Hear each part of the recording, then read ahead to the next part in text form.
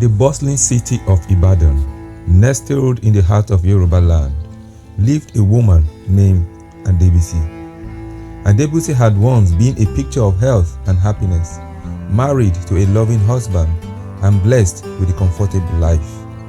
However, her world crumbled when her husband passed away, leaving her alone with an ailment that no doctor could cure. For several years, she bled continuously, a condition that baffled and terrified the medical community. Despite visiting countless doctors and spending all the money her husband had left her, her suffering persisted. As time went on, Adebisi became an outcast. Friends, family, and neighbors distanced themselves from her, fearing her condition was a curse. Even the places of worship where she sought solace turned her away. Men, women, and children avoided her. Whispering behind her back, Adebisi felt the weight of shame and isolation crushing her spirit. She contemplated ending her life, believing it would be a merciful release from her endless torment. In her darkest moment, a kind-hearted neighbor named Adenike would visit her. Adenike, with her warm smile and encouraging words, became Adebisi's only source of comfort. "Never give up," Adenike would say. "I believe you will find the solution to your problem soon." But despite Adenike's unwavering support, Adebisi's despair deepened. "I am better off dead than alive," she thought. "I cannot bear this shame any longer." One night, as Adebisi prepared to take her own life, she experienced a vivid vision. In the vision, a voice told her not to end her life. The solution to your problem lies in the hands of a madman roaming the city. The voice said, "Find him, show him kindness, and your suffering will end." Adebisi woke up in shock, her heart pounding. Confusion and fear mingled with a glimmer of hope. Could this vision be true? Was the answer to her prayers truly in the hands of a madman? The next morning, with renewed determination, Adebisi decided to embark on a journey to find the mysterious madman. Her quest had just begun, and the city of Ibadan held its breath, waiting for what would unfold next.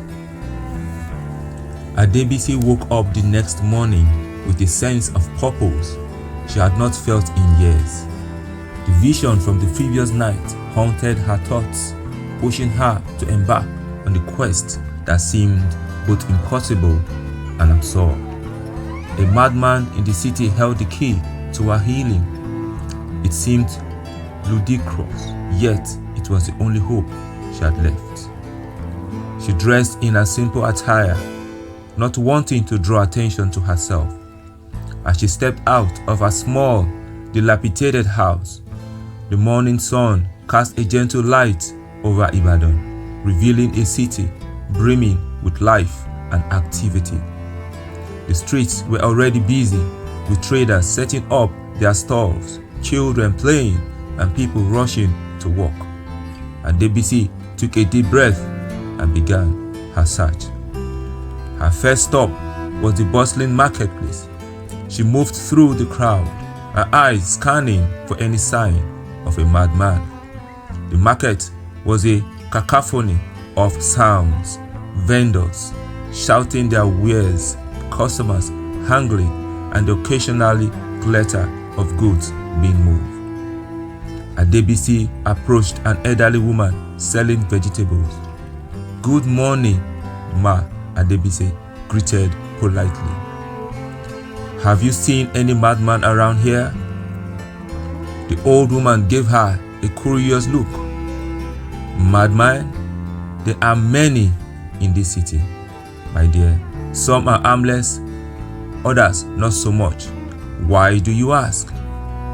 Adebisi hesitated, not wanting to reveal too much, I'm just curious. Thank you, madam.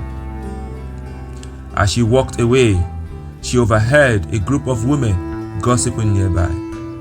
Did you hear about the madman who sleeps by the river? One of them said.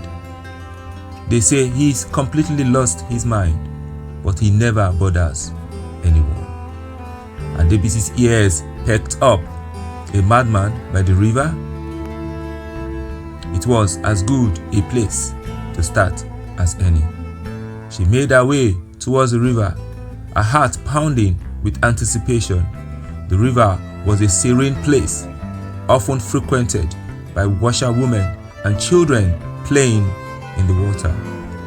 She scanned the area looking for anyone who seemed out of place. After a while, she spotted a madman sitting by the water's edge, his clothes tattered and his hair matted. He was muttering to himself and drawing patterns in the sand. Adebisi approached him cautiously. "Hello," she said softly, not wanting to startle him. "My name is Adebisi." The man looked up at her, his eyes wide and unfocused. He didn't respond, but continued to mumble incoherently. After Adebisi took a deep breath and sat down a few feet away from him. "I don't mean to disturb you," she continued. I need your help." The man glanced at her briefly, then went back to his muttering. Adebisi felt a wave of despair wash over her. Was this the madman from her vision? How was she supposed to show kindness to someone who wouldn't even acknowledge her? She reached into her bag and pulled out a piece of bread. "Are you hungry?" she asked, holding it out to him. The man's eyes flicked to the bread, and for a moment Adebisi saw a glimmer of recognition.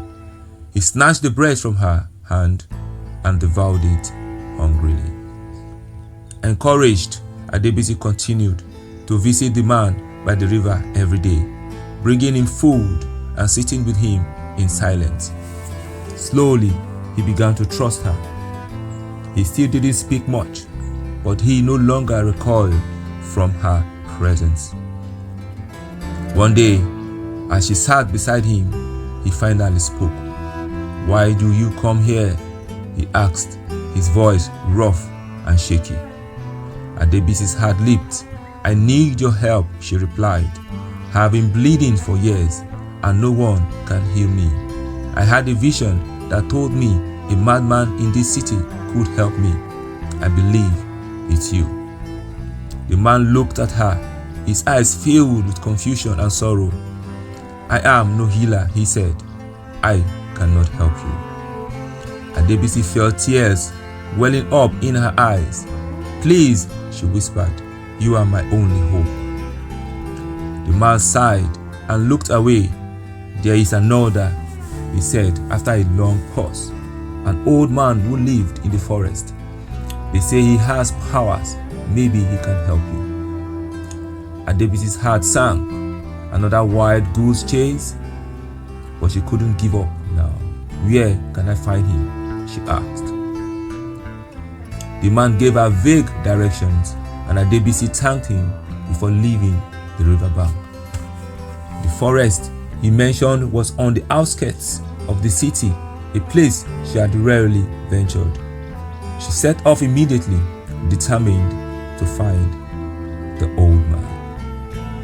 As she entered the forest, the air grew cooler and the sounds of the city faded away.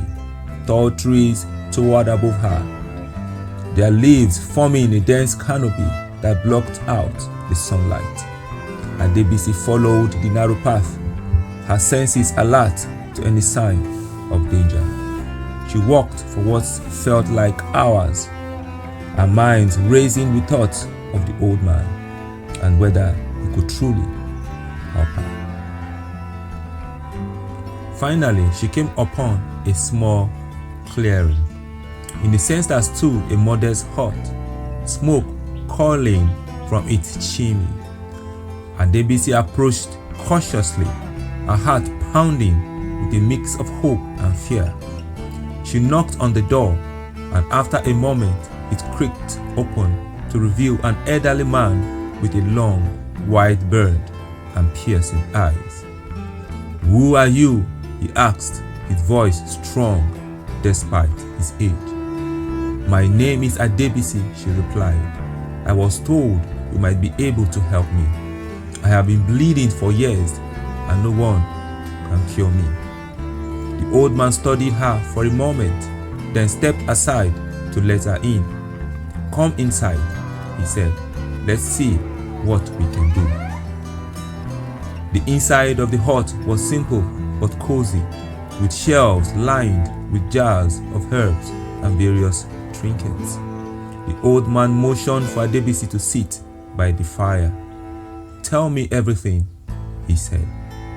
Adebisi poured out her heart, recounting her years of suffering, the doctor who had failed to heal her, and the vision that had led her to seek out the madman by the river. The old man listened intently, his expression thoughtful. "You have been through much," he said. When she finished, "But I must tell you, the cure you seek will not be easy to find. It will require great courage and sacrifice." Adebisi nodded, determined I will do whatever it takes. The old man stood and began rummaging through his shelves. He pulled out a small, intricately carved wooden box and handed it to Adebisi. "Inside this box is a talisman," he said. "It is said to have great power, but it will only work if you truly believe in it. Keep it with you at all times, and it will guide you." Adebisi opened the box and found a small, smooth stone on the leather cord. She slipped it around her neck, feeling a strange warmth emanating from the stone. "Thank you," she said, her voice filled with gratitude. The old man nodded. "Remember, the power to heal lies within you. Trust in yourself and in the journey you are on." Adebisi left the hut with a renewed sense of hope.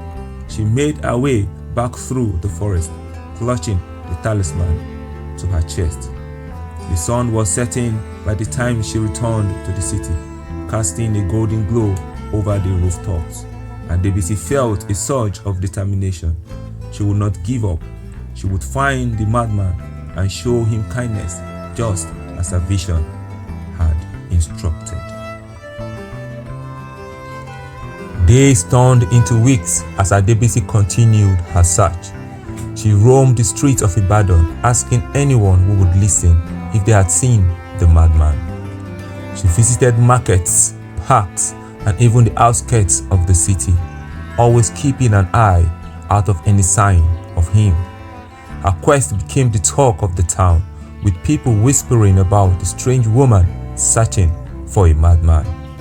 One evening, as she wandered through a quiet neighborhood, she heard the sound of someone singing. The voice was hauntingly beautiful, yet tingled with a hint of madness.